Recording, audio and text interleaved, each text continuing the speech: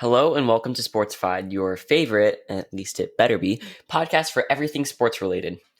Well, really only basketball, football, and baseball, but yeah. I mean, those are the only three real sports, so I'm just kidding, of course. Please don't get mad at me. Let it show on the record that Andrew came up with this part. I mean, that wasn't really necessary. I'm going to get hate mail. Now everyone loves you. Anyways, you love our show. We all love sports. Let's get going. Sportsified. I know you may be thinking this was a short episode, and that's because it was. Only an intro and conclusion. Anyways, make sure to subscribe to our YouTube channel at Sportsified News, and give us a follow on Twitter and Instagram at Sportsified News. Thanks for watching, and see you next time on Sportsified News. Hold it right there. You think we'd actually end the podcast without doing any actual sports stuff? You're crazy. I don't know if it can be described as that quite yet. I've been checked for craziness, and tests have come back negative 63% of the time. Well, let's talk basketball.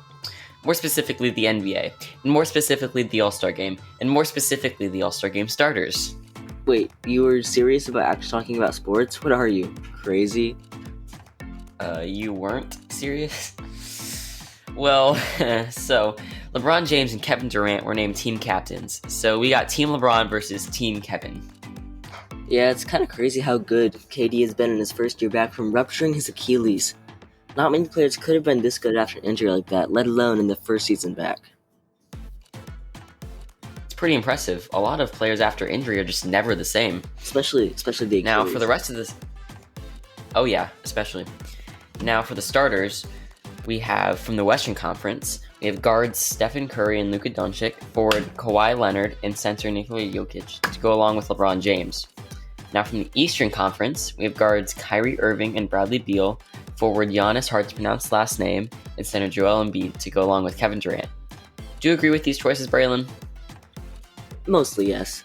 I think the one complaint that most people will have is Luka over Dame Lillard. It is noted that the NBA did have to have a tiebreaker between Dame and Luka because they had the same amount of, when they averaged out fan, player, and media votes. But I think there is a lot of room for debate here. I'm not a big fan of Dame myself, but I do agree that he might have got snubbed. Lillard is averaging 29.8 points, 4.2 rebounds, and 6.6 assists, and the Blazers' record is 18-10. Doncic is averaging 29.1 points, 8.6 rebounds, and 9.4 assists, and the Mavericks are 13-15. So while Luka may have the edge in straight-up stats, Dame has been very, very clutch this season, and has led the fourth team in the stacked Western Conference, while Luka's Mavs have stumbled in the beginning and are 10th. 4 and 10 is a very big difference, especially in the West. While it's not a crime that Luka was chosen to start in the backcourt next to Steph, Dame also deserved it. Anything you would change, Andrew? I would agree with the rest of those picks. Should be a pretty exciting game. We will just have to wait and see who the reserves are when they're announced later this month. Actually, in just a couple of days. Now, moving on to basketball. Isn't this basketball? College basketball. Braylon, if we were to hypothetically travel about 3 weeks into the future, who do you think are the 1 seeds playing in March Madness in Indianapolis? Well, if we time traveled, I think I'd be pretty distracted by the fact that we just traveled through time. Tend to think about sports, but I'll hear me you. The top 2 are obviously Gonzaga and Baylor, and at this point I think Michigan is probably a lock for the third one. It then comes down to Ohio State, Illinois, and Houston for the last 1 seed. I think it would end up being Ohio State because of their head-to-head win over Illinois. Also, Houston's only win over a ranked team came against Texas Tech, who was ranked 15th at the time. The Cougars don't have enough wins against good teams to be 1 seed, and Illinois lost to the Buckeyes. Therefore, my 1 seeds are Gonzaga, Baylor, Michigan, and Ohio State, who are conveniently the top 4 teams right now in the AP Top 25 pool. So I agree with the media people. Yeah, I would agree with that. Unless one of those teams tank to finish out the season, it's going to be hard to knock them down and justify putting another team ahead. The more interesting part, though, is the middle of the poll. There are a lot of teams with similar records, so the rankings seem to be based on the eye test and head-to-heads. Yeah, I'd say the average record for the rest of the poll, besides those top 4, is like around 13-5, and so I'd hate to be people making the AP Top 25 poll and selecting March Madness seeds having to decide between that. But I think a team that'll surprise this year could once again be the Loyola Chicago. So this time, they're actually in the top 25. They're getting national recognition this time. They're currently sitting at number 22, but I think people could still count them out again, just because, they're not a big college. They're not talked about a lot. And so when that happens, people don't really think about them, and they will surprise. The last time people counted them out, they were in the Final Four. It's too early to predict a Cinderella team, though, until we know who makes the cut. Now on to our final segment, the Carson Wentz trade.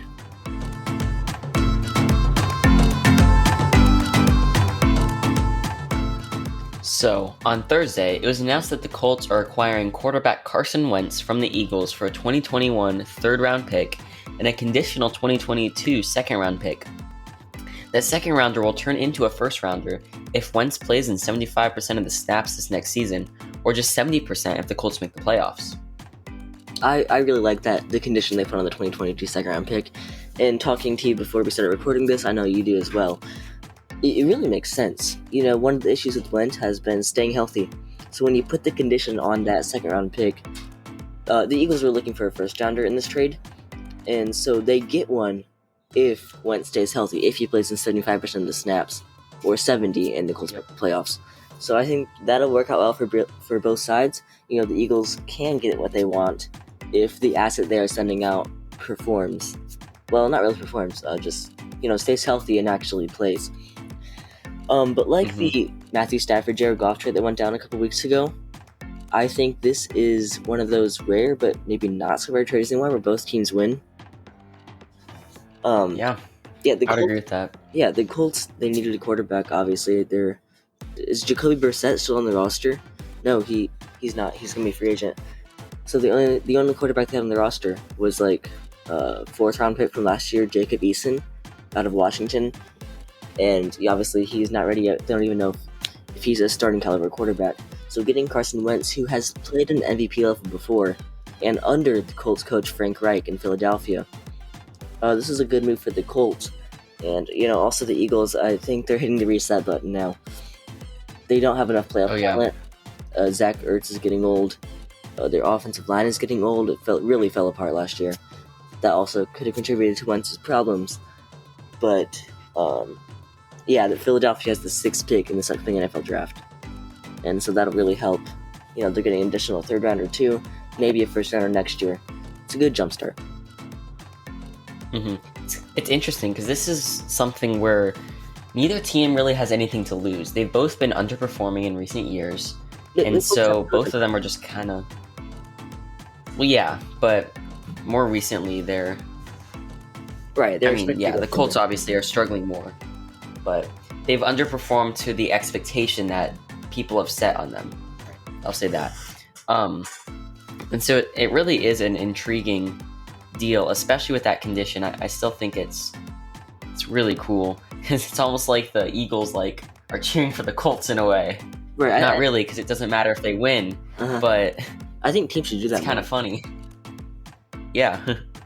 It's all about that competition, but if the Colts can keep Wentz healthy, or if Wentz can keep himself healthy, then Eagles win. So it's kind of funny and unconventional in that way. I know a lot of Colts fans are excited about this too, because a lot of the other quarterbacks they received in the past have been busts. They haven't really found their guy in a while. So since Manning and before Luck started to struggle. Wouldn't it be funny if Wentz played in 69.9% of the snaps and the Colts still made the playoffs? Because then the Eagles don't get a first rounder. Say Wentz performs well, then the Colts won this trade by far. Oh yeah. Anything else you got? So, the reaction of whatever happens with the 2022 second round pick, we'll probably pick the winner, but no matter what happens, both teams will come out better, I think. Yeah, but also we know the Colts are going to be good. So if it is a first rounder, they'll get it if they make the playoffs. If it is a first rounder, it's going to be late in the first round. So really, there's less difference between the first and second round pick as well. So I think that the Colts have a good chance of winning this trade. Anything else on the trade? I think this is going to impact the Deshaun Watson trade a lot if that happens. The Texans management said they're not looking to trade him, and I actually don't think he'll be traded now because of the prices that are being put on these quarterbacks, 2 first-round picks and a third-round for Matthew Stafford, third-round pick, maybe a first-round pick for Carson Wentz, who has just been terrible recently and can't stay healthy. And then you have Deshaun Watson, maybe the third best quarterback in the league, still young. It's not a huge deal, but when you can get a player like that, you have to. And so I think the price has been raised on Deshaun Watson a ton with these past 2 quarterback trades. And I don't think the Texans are going to be able to trade him. I think a lot of people were surprised at the caliber of these arguably mediocre level quarterback. Stafford wasn't mediocre. Not Stafford. Stafford Goff wasn't a mediocre trade, but Wentz has been mediocre recently. So right, like Sam Darnold. I think it did surprise people. Sam Darnold, he's an average quarterback, right? Well, if they just trade him, what are they going to get? First rounder? 2 first rounders? The price has been raised a lot. Maybe it's worth just drafting a quarterback, trading up for that. You might have to trade less to go up in the draft than to get one of the quarterbacks that are on the market right now.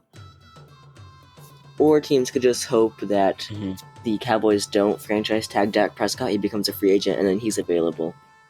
But also you have to pay him a lot. Yeah. So there's a lot of ways that this impacts the NFL quarterback market. For sure. So, yeah, should be interesting to see the future of the NFL after this. And I'm excited for next season. Should be interesting. Gotta be watching the Colts. Gotta watch a lot of teams after all this. These quarterback level trades should be interesting. And I guess that wraps up this episode of Sportsified. For real this time. You sure you don't want to keep going? As always, thanks for listening. Make sure to subscribe to our YouTube channel at Sportsified News. Give us a follow on Twitter and Instagram, also under Sportsified News. Thanks for watching, have a good day, and we'll see you next time.